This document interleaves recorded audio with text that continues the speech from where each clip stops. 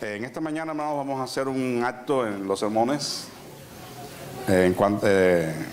relativos a la doctrina de la santidad, porque estamos celebrando, por así llamarlo de alguna manera, este día de la iglesia perseguida. Y quisiera traer una breve meditación en esta mañana. Vamos a buscar en el libro del profeta Isaías, capítulo 8, versículo 17. Isaías 8,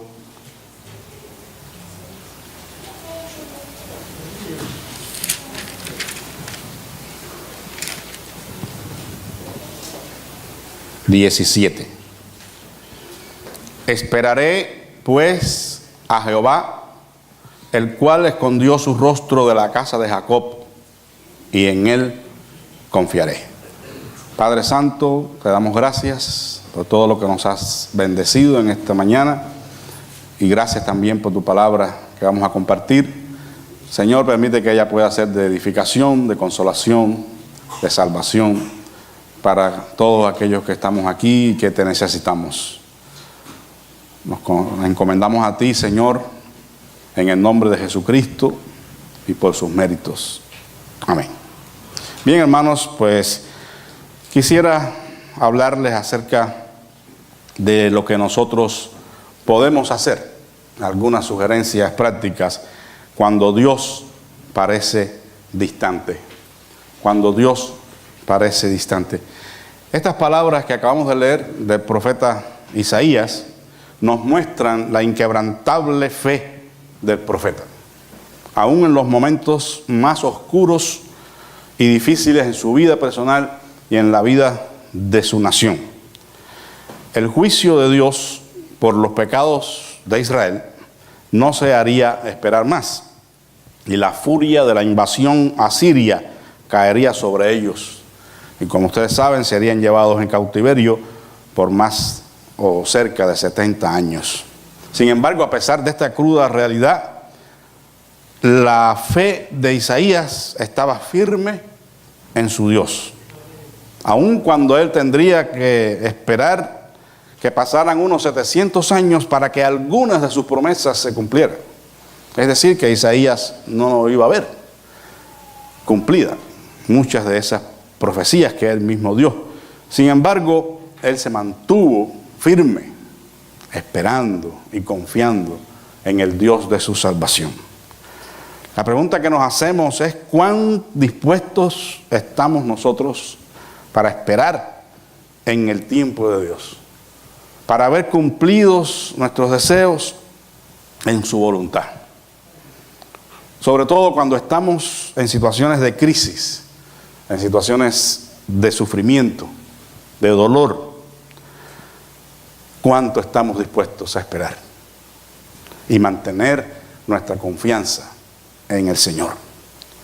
Hay un coro o parte, una estrofa de una canción que dice: fácil es cantar cuando reina la paz, pero en el dolor es mejor cantar. Cuando no falta la salud, cuando estamos bien fuertes, saludables, cuando no falta el alimento, el vestido, cuando estamos juntos en familia, en armonía, no hay ninguna novedad, todo marcha favorablemente, no hay necesidad económica, estamos tranquilos. En esas circunstancias, hermanos, es fácil alabar a Dios, es fácil adorar al Señor. Pero quiero decirles que esas circunstancias van a cambiar eventualmente en nuestras vidas. No siempre va a haber sol y nubes despejadas en nuestro caminar en este mundo. El día malo, como dice el apóstol Pablo, va a llegar. La prueba de nuestra fe llegará. La crisis tocará las puertas de nuestra casa. Situaciones que quizás nunca imaginamos que sucedieran a nosotros en nuestras vidas, de pronto nos suceden y nos quedamos un poco perplejos, como quizás les pasó a estas jovencitas del video. Un día común de adoración, alabanza al Señor en su iglesia, y de pronto irrumpen esos malvados allí y le quitan la vida a su familia. Es difícil. ¿Qué pasará con nuestra fe en esas circunstancias? Cuando Dios parece que está distante, quizás a 10,000 años luz de nosotros. Al menos esa es la sensación que tenemos cuando algo súbito, inesperado ocurre en nuestras vidas, una tragedia. Nos quedamos que no sabemos qué hacer ni a dónde ir. Entonces, hermanos, allí es donde tenemos que nosotros preguntarnos, ¿qué vamos a hacer? Quiero decirles que a pesar de lo que estemos experimentando nosotros en nuestra vida, a pesar de nuestros sentimientos, de nuestras frustraciones, Dios sigue siendo Dios. Él sigue siendo real. Él no cambia, no hay sombra de variación en Él. Él siempre va a estar en el mismo lugar. Él es inmutable. No importa lo que nosotros estemos pasando, pero Él no deja de ser quien es, el Dios Todopoderoso. Y una cosa interesante es que muchas veces la adoración más profunda que nosotros podemos experimentar en nuestra vida viene en los momentos de dolor, en los momentos de la prueba, de la tentación, del sufrimiento. Paradójicamente, el adorador allí cobra vida y puede encontrar a Dios de una manera muy especial en su vida. En cualquier relación hay momentos de intimidad y hay momentos de distanciamiento. Sino que lo digan los esposos, ¿verdad? Los padres y los hijos. No siempre todo está bien. No siempre hay comunión, intimidad. A veces hay momentos en que hay separación, hay distanciamiento. Y la relación con Dios no es la excepción, hermanos. También podemos experimentar distanciamiento de Dios. No porque Él se aleje, pero nosotros sí nos alejamos. Recuerden el versículo en Isaías 59, la mano del Señor no se ha cortado para bendecir, ni su oído para escuchar, pero vuestros pecados han hecho distanciamientos, han hecho separación entre ustedes y yo. Esa es la separación que viene consecuencia del pecado. Pero también, aun cuando no hayamos cometido ningún pecado, nuestra fe tiene que ser probada. Y en esos momentos podemos experimentar que Dios no está con nosotros. ¿Qué hacemos en esos momentos? Bueno, trataremos de dar unos 4 consejos bien breves en cuanto a esto. ¿Qué hacer cuando Dios parece distante en nuestras vidas? Por la situación que sea, por lo que estemos pasando nosotros. En primer lugar, el primer consejo es: cuéntale a Dios exactamente cómo te sientes. Así, con tus palabras, en buen mexicano. Porque hay una teología por ahí que no está enseñando esto. Si tú te sientes en ciertas circunstancias, niega esas circunstancias, declara que todo está bien. Y se está engañando usted mismo, porque todo no está bien, ¿verdad? Dios quiere que nosotros le digamos, le contemos exactamente cómo nos estamos sintiendo, hermanos, en ese momento de prueba, en ese momento de sufrimiento. Hay que derramar nuestro corazón delante del Señor. Eso es lo que Dios quiere. No que se comience a negar la realidad y a hacer declaraciones, a pensar de que todo está a la orden del día. No. Hay que descargar nuestras emociones y nuestros sentimientos delante del Señor, porque Él es quien nos entiende. Y Él espera eso de nosotros, que nosotros reconozcamos la condición de nuestra alma. Hoy un personaje que es prácticamente tomado siempre como ejemplo en los momentos que hablamos del sufrimiento y del dolor, porque realmente la situación que él vivió fue bien difícil. Y usted sabe, estamos hablando de Job.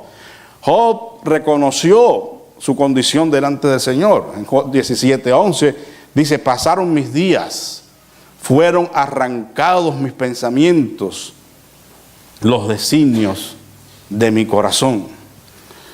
En el capítulo 29:5 también dice: cuando aún estabas conmigo el Omnipotente, mis hijos alrededor de mí, añorando, ¿verdad?, el pasado.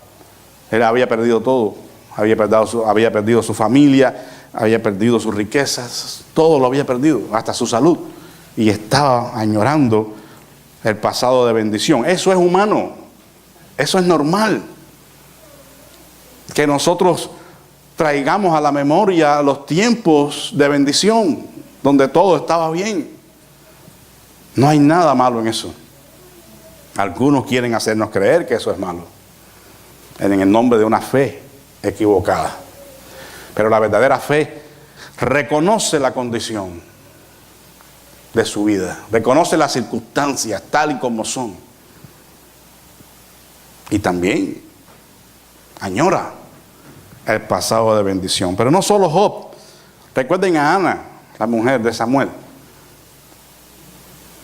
Penina, la concubina, le daba hijos a Samuel y ella no tenía hijos. Y ella fue allí al templo a derramar su corazón delante de la presencia de Dios, llorando, gimiendo, pidiendo aquel hijo tan anhelado. Tal era su dolor que Elí, el sumo sacerdote, pensó que estaba ebria. Y le reclamó, ella le dijo: no, mi señor, no estoy ebria, es que estoy derramando mi corazón delante de Dios. No tenga temor, hermanos. No tenga temor a desplomarse delante de Dios y abrir su corazón y expresar su frustración, su angustia. Porque eso es lo que Dios quiere, aunque usted no lo entienda. Aunque haya maestros de la fe diciéndole que no. La Biblia está llena de testimonios de gente que hicieron eso. Los ejemplos son múltiples, pero voy a poner uno más, que es el ejemplo de los ejemplos. Mi alma está muy triste hasta la muerte. ¿Quién dijo eso? Jesús. Y si es posible, pasa de mí esta copa, Señor. ¿Estaría actuando? ¿Estaría actuando el Señor? No, estaba sufriendo amargamente. Y estaba pensando en la muerte que iba a sufrir, hermanos. Entonces, si el Señor Jesús lo hizo, ¿por qué no nosotros? ¿Verdad? ¿Por qué no vamos a ir delante del Señor y reconocer nuestra desesperanza y poner delante del Señor todas las preguntas que tenemos? Como Habacuc, que no entendía que Dios fuera a castigar a su pueblo con una nación mucho más pagana y sanguinaria y pecaminosa. Y se lo presentó al Señor. Hablemos con Dios con confianza, hermanos. Él es nuestro Padre. Él nos entiende. Él sabe cuando estamos pasando por sufrimiento y por dolor, por angustia. Él quiere que nosotros nos presentemos tal y como estamos delante del Señor. David fue uno que reconoció su desesperanza. Y eso fue más bien una muestra de fe verdadera antes de una falta de fe, como algunos suponen hoy.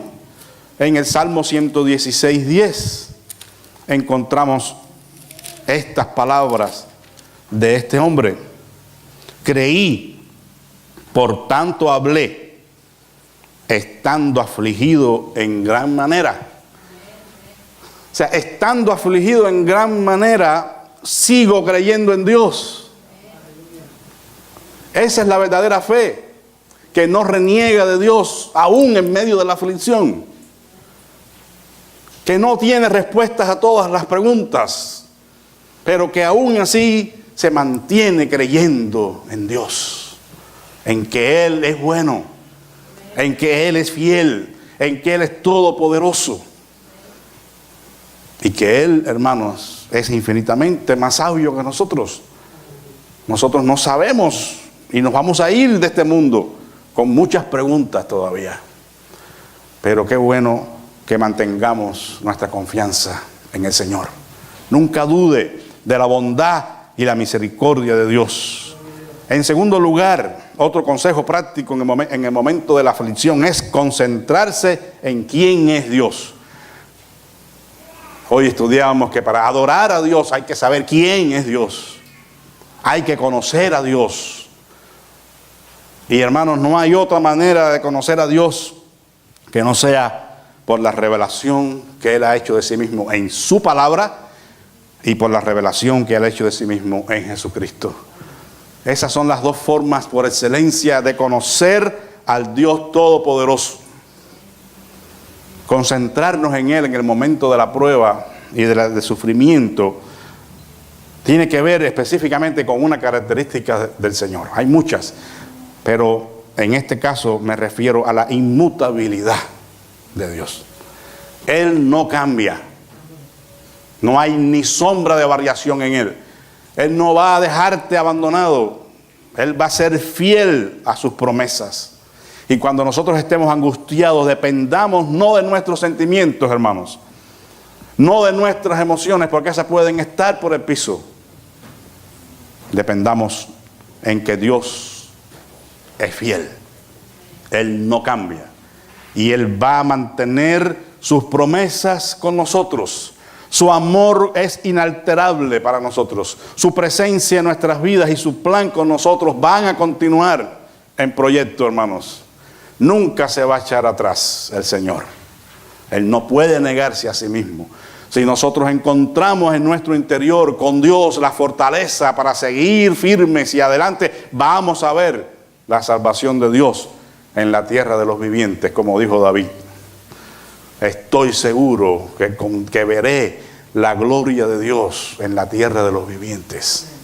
Acá donde estamos, todavía Dios tiene mucho que mostrarnos de sus bondades, de su amor y su misericordia. Alguien dijo, no dudes en la oscuridad de lo que Dios te dijo en la luz. Todas esas promesas que Él nos ha dado en Cristo, no dudemos de ellas cuando estemos por la prueba. Es que tú prometiste salud perfecta y ahora me descubrieron este cáncer. Es que tú prometiste provisión y no tengo trabajo. Siga creyendo. No niegue que no lo tiene, no, pero mantenga su fe en la promesa de Dios porque Él es fiel. Job, en medio de su sufrimiento, encontró todavía motivos para alabar al Señor, hermanos. Y yo estoy seguro que cada uno de nosotros puede hacer lo mismo.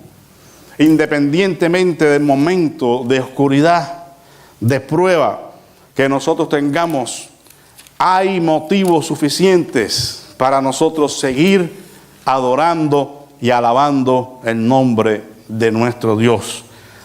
10:12 de Job dice, vida y misericordia me concediste y tu cuidado guardó mi espíritu. Todavía Job está reconociendo en medio de su dolor, hermanos, en medio de su lamento, que Dios le había dado vida y misericordia. Y en el capítulo 42 y versículo 2 también dice la palabra del Señor, mi alma tiene sed. Perdón, Job, estoy leyendo Salmos.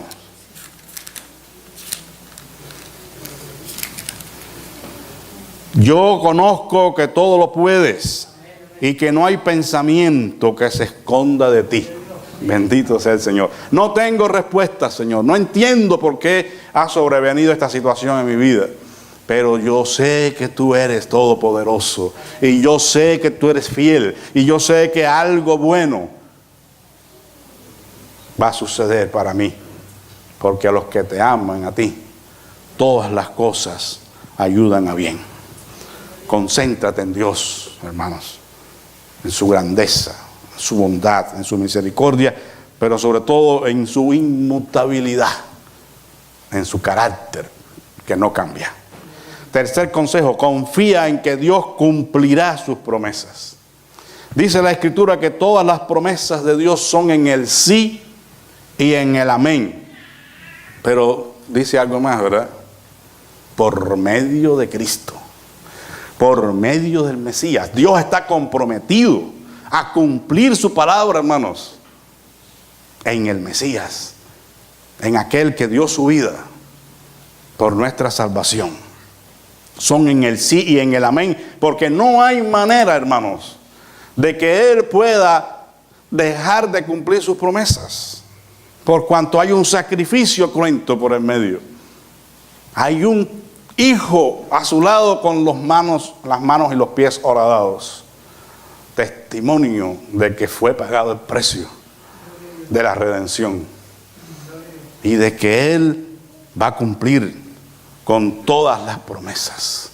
Quizás como Isaías no las vio cumplir en su tiempo, pero Dios las cumplió. Y aquella profecía maravillosa del niño que habría de nacer, la vio en sus días, en su hijo, pero también cuando Cristo nació, que no la pudo ver, pero que llegó.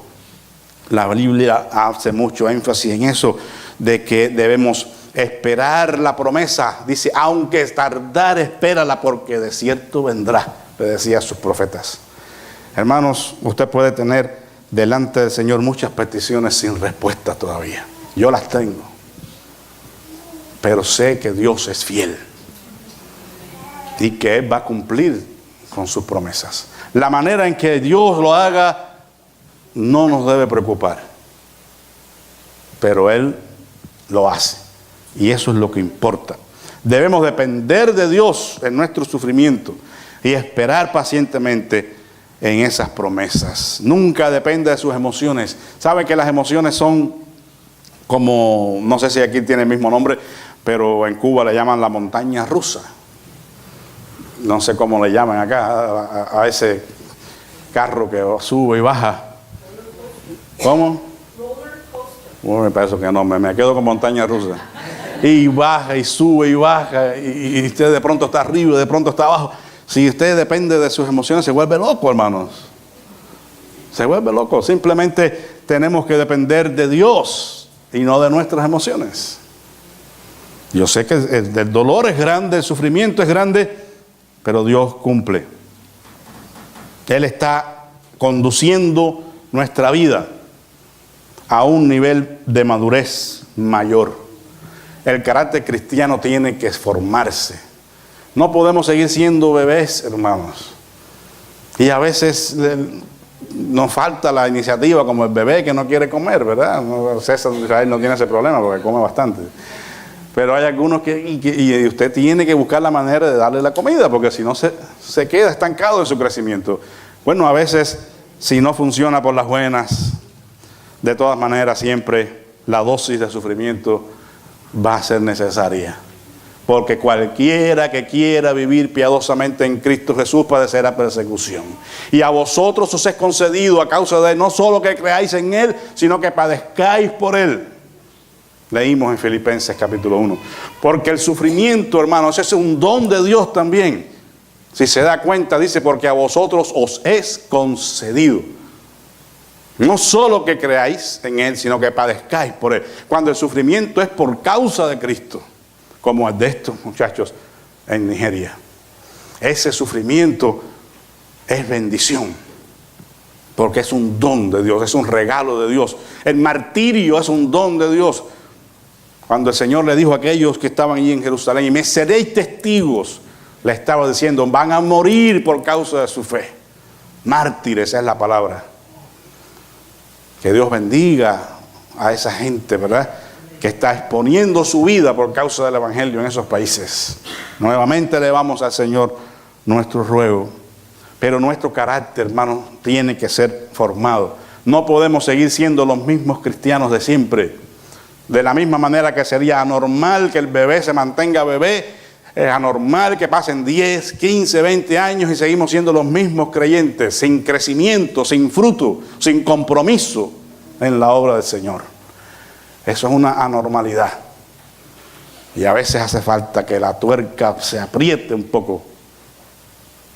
Que el sufrimiento toque la puerta de nuestro hogar para que busquemos al Señor. Lamentablemente, a veces así sucede. Tenemos que formarnos y ser cada día más semejantes a Cristo. Y no hay otra manera. El que Cristo sea formado en nosotros trae dolor, hermanos. De la misma manera, la figura que usa el apóstol, cuando el niño es formado en el vientre de la madre, los hombres jamás sabremos lo que eso significa. Pero las mujeres, por algo dice en el misticismo judío, la cábala, dice que Dios cuenta las lágrimas de las mujeres. Qué hermoso, ¿no? Dios cuenta las lágrimas de las mujeres, porque las mujeres sufren, hermanos, mucho más que nosotros. Pero también tiene la bendición de estar en los niveles espirituales más cerca de Dios que nosotros, si se lo proponen. Porque así el Creador las hizo. Y qué hermoso que nosotros podamos, hermanos, entender esta verdad. Y cuando estemos en esos momentos de sufrimiento, sepamos que Cristo está siendo formado en nosotros. Y eso duele, parecerse más a Cristo. Duele porque hay que renunciar, hay que abstenerse, hay que sacrificarse, hay que echarle ganas al Evangelio. Cuando hacemos eso y mantenemos nuestra confianza en Él, independientemente de lo que sentimos, entonces la adoración brota de una manera espontánea y única. Porque la verdadera adoración no busca un sentimiento, no busca una experiencia, hermanos. La verdadera adoración solo busca a Dios. Él es el objetivo. No es tener una experiencia tal. Hoy eso está lleno, el cristianismo, de experiencias. Y gente buscando experiencias.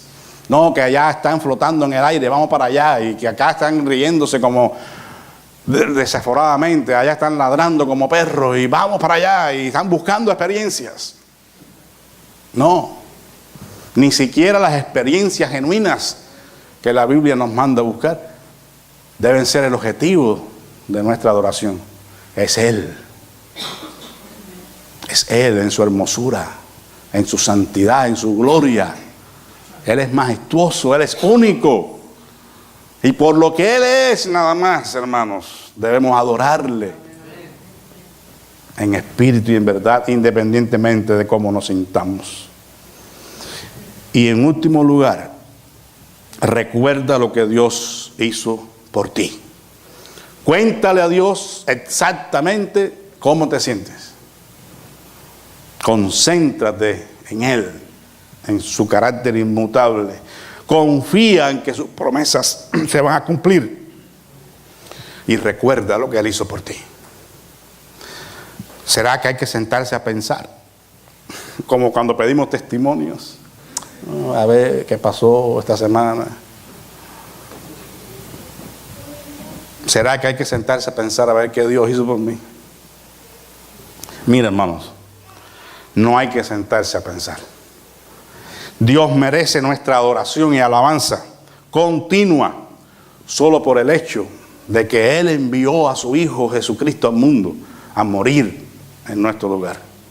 Por habernos dado su don inefable, por habernos dado en Cristo la vida eterna, el perdón de nuestros pecados.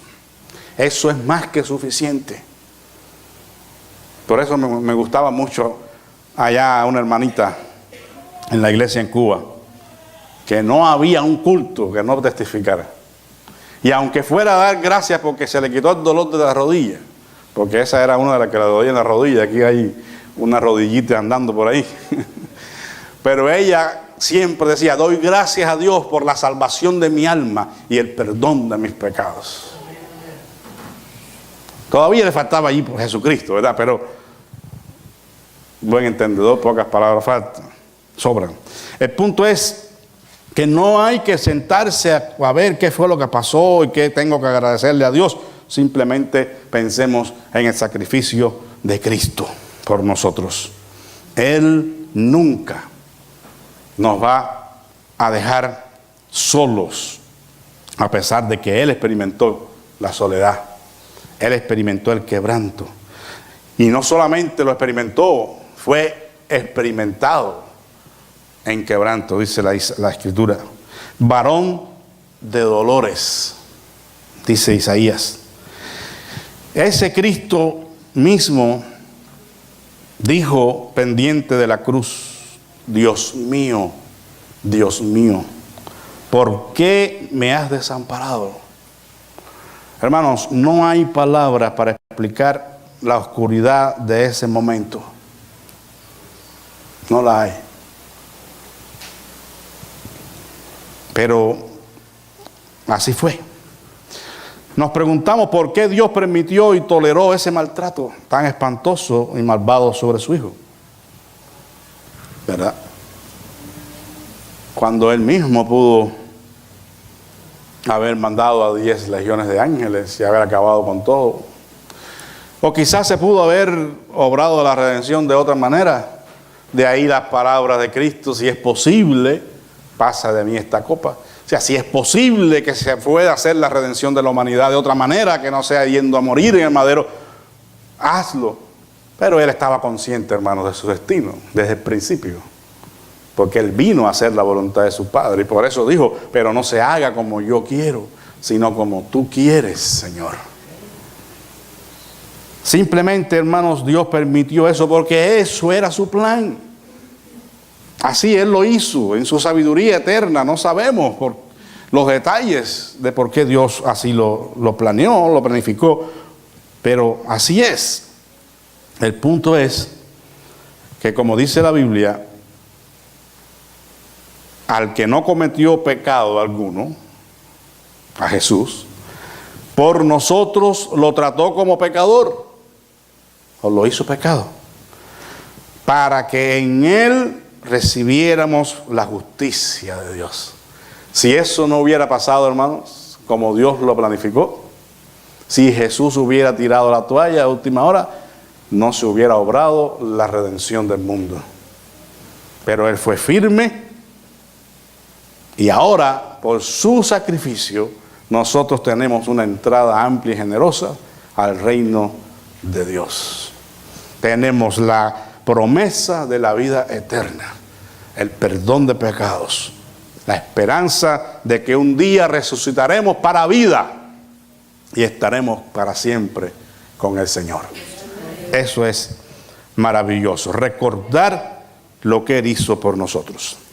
No experimentamos el sufrimiento nosotros hoy como resultado de la persecución religiosa, como el video que vimos.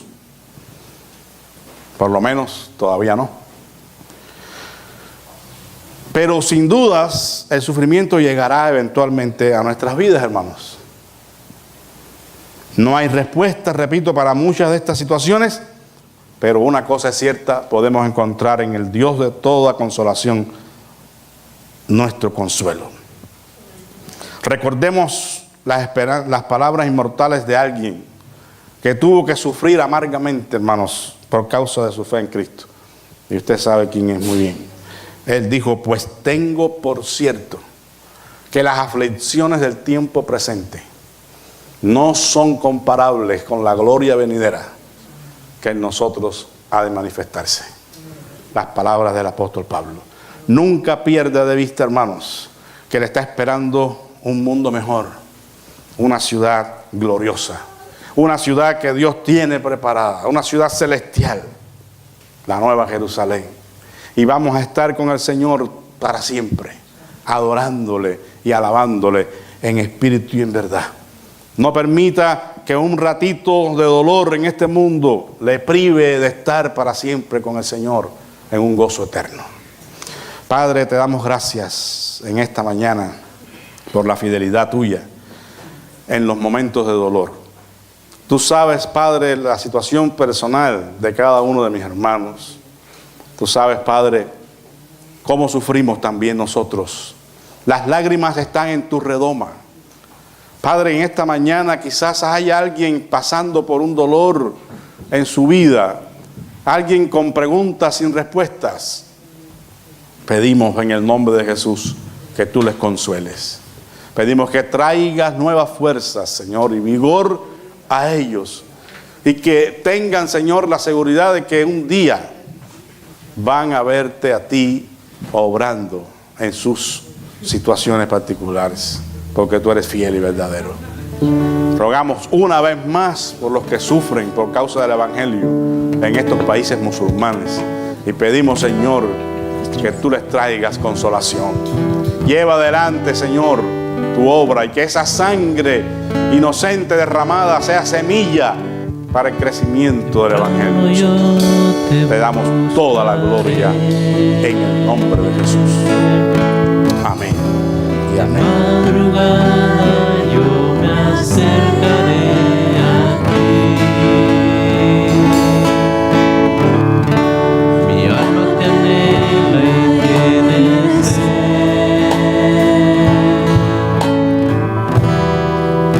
para ver tu gloria y tu poder. Mi socorro ha sido tú. En la sombra de tus alas yo me gozaré. Mi alma está pegada a ti, porque tu diestra me ha sostenido. Oh, tu diestra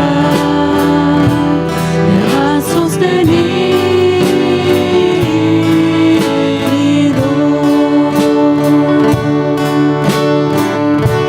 Temprano yo te buscaré. De madrugada yo me acercaré a ti. Mi alma te anhela y tiene sed para ver tu gloria y tu poder. Mi socorro ha sido tú. En la sombra de tus alas yo me gozaré. Mi alma está pegada a ti, porque tu diestra me ha sostenido. Oh, tu diestra